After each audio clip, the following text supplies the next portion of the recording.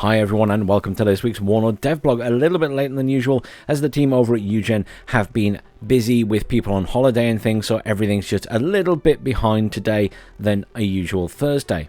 The good news is that this one is probably worth the wait for many, as we're finally getting some more information on Army General, as today's is titled The Bruder Krieg Army General Preview. UGen say the time has come to preview one of our new Army General campaigns. Let's take a look at the strategic turn-based Bruderkrieg campaign.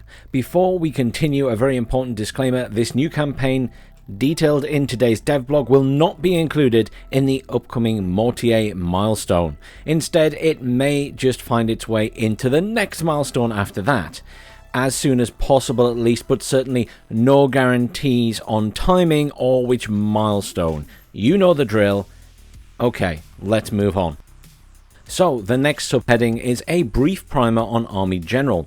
So you might be unaware of what Army General actually entails. Well, it was first introduced in Steel Division 2, emphasizing the strategic by offering a brand new playing experience beyond the standard tactical battles. Army General is a turn-based strategic mode where you control dozens of formations on sprawling maps, from platoons to battalions and task forces. Each turn represents part of the day, with a campaign running for a number of set days. Within this period, you'll be able to fight, defend, withdraw, call in reinforcements, decide on tactical options, call in aircraft, position your units for the best possible results, and ultimately achieve the objectives to win the Army General campaign. Once you do engage in a battle, you can select your forces and opt to have it resolved automatically, or dive into tactical mode, aka a standard skirmish, which is our normal battle mode. WARNO's base Army General campaigns are all focused on NATO's CENTAG area of operation, including the famous Fulda Gap. Each campaign will feature its array of formations and units consistent with the order of battle for 1989, with each campaign playable by one side or the other. Each map focuses on a different sector of West Germany and the inner German border, and is massively detailed based on actual satellite imagery and real-life maps. You can play WARNO's Army General campaigns either in single player, versus, or cooperatively, and each will feature its own introductory video. Initially, WARNO would have shipped with 4 Army General campaigns, but we have increased this to 5 by updating and revising a test case campaign to be fully playable, and this new smallest campaign, Bruder Krieg, we'll detail today. The campaign in detail is the next subheading. Bad Hersfeld lies north of Fulda, which in our World War III scenario is the main axis of advance of the Soviet 8th Guards Army gunning for Frankfurt am Main. The flank of this Warsaw Pact offensive piercing through CENTAG needs to be secured. This task falls to the East German National Volksarmy, specifically the 4th Motsuchen Division, or Fourth MSD. They will attack Bad Hersfeld, a town guarded by the forward-deployed 3-11th Armoured Cavalry Regiment. Once taken, the East Germans move on to secure Asfeld, a critical crossroad with more easily traversable terrain further ahead. There, if any opportunity arises, the 4th MSD would either dig in or continue to advance. Most pressing would be a NATO counterattack in this sector, and this threat would come chiefly from the West German 5th Panzer Division, set not only on taking back the territory lost, but also threatening the whole Soviet offensive further south. A series of pitched battles await in Bruder Krieg. You will also find a video introduction to the campaign over on the UGen YouTube channel. This is the video that's been playing in the background, however, this has sound. Alright, let's move on and talk about Bruder Krieg's gameplay. As we briefly mentioned, the Bruder Krieg campaign pits the East German 4th Motsuchen Division versus the US 3-11th Armoured Cavalry Regiment and scattered West German battalions, holding out until the West German 5th Panzer Division can deploy.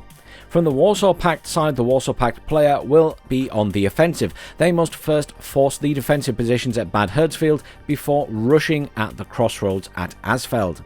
Dense forest and rugged terrain make manoeuvring close to the inner German border difficult, but beyond Asfeld, the countryside opens up a bit. Speed is of the essence, as NATO's 5th Panzer Division will likely launch a counter-offensive at the earliest convenience.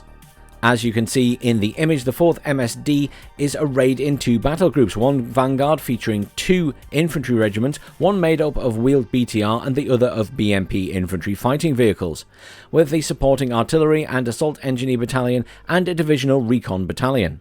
These are all lined up directly in front of Bad Hersfeld. Behind it is the division's 2nd echelon. These forces are fixed until the town is captured and are composed of a 2nd BTR infantry regiment, a tank regiment, as well as a HQ forces SAM and MLRS battalions. Over on the other side with NATO, facing them the lonely 3-11th Armoured Cavalry Regiment, the only American squadron in this scenario. They would also like to note that US cavalry call battalions squadrons. Behind this force there are a few scattered West German battalions, while the 1st Brigade of the 5th Panzer Division hasn't deployed yet. They will be unlocked over time, but not necessarily all at the same moment. The unenviable task of delaying the entire East German offensive by itself in the first key turns rests on the American shoulders. What to do? Fight and die alone in Bad Hersfeld, but gain some crucial hours, or fall back while they can, regroup with the West German reinforcements and go on a risky counterattack when the opportunity arises. By giving up the crossroads to the 4th MSD, the East Germans can fan out and deploy out of the constricted attack column. As you can see, the 3rd-11th ACR features an attack value of 18 and a defense value of 11. A single squadron is quite a handful, almost as powerful as an entire East German infantry regiment with support. The Americans have genuine prospects of holding their ground for a turn or two, even launching a local counterattack on an overextended Volksarmy. But there is a considerable risk of being destroyed. Withdrawal is always an option, but might give the Warsaw Pact an early advantage in subsequent fighting centered on Alsfeld. If and perhaps when Bad Hersfeld has fallen, the 4th MSD's 2nd Echelon units are made available. The whole division can now rush Asfeld. Depending on the speed of the march, the East Germans can arrive in the town in about a turn before the first advanced elements of NATO's 5th Panzer Division reach the outskirts of Asfeld. From then on, the tables turn. The Warsaw Pact becomes a defender under attack by a newly reinforced and much stronger West German task force. Moving on to a new topic, Army General new features. As we keep smoothing out our Army General, a couple of new features and systems have made it into the mode, such as, well, an improved Army General UI. In the above screenshot for the 3-11th ACR, you might have spotted the active label. This is one of the many minor improvements we have added to the UI in our strategic mode. It lets players immediately say which battalions can engage the enemy and which do not. And in this particular case, the only forces with enough action points left are the 3 formations with the active label. Now they're going on about the new battle plan system. So they've already lifted the tip of the veil on the new features from the WARNO's Army General mode, the new battle plan system specifically. You can read more about that in a previous post. Now we have continued working on it, allowing you to select any available battalion straight from the battle plan list without having to click on them directly in the field. This is especially useful for air assets, which in Steel Division 2 required you to scroll to an airfield on the map to select them. And depending on the role, battalions will no longer occupy the same slots. Combat battalions can be placed in 2x slots. These include infantry, tanks and helicopter battalions. Auxiliary can be used in 1x slots. These are recon, territorial or militia forces and engineer battalions. Artillery battalions can also be placed in a 1x slot. These are towed or self-propelled gun battalions or multiple rocket launch systems, which can join the fight from afar. Air occupy a 1x slot. These are ground attack, fighter or siege squadrons. Next up are new tactical choices. So in each Army General campaign we have introduced these new tactical choices. At some point you might be asked to choose between 2 options, each with its own consequences. These can range from reinforcement formations to accepting help from nearby operational command or indeed not, deploying heavy equipment, etc, etc. Some will just give you new units, others grant you handy victory points, and others will cost you more. I must say I'm not entirely sure what they mean by that, but we will see.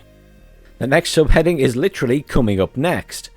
We are aware the Army General mode is taking its time. Some of the community are growing restless, we dare say, but please keep in mind the significant undertaking of this major new WARNO feature.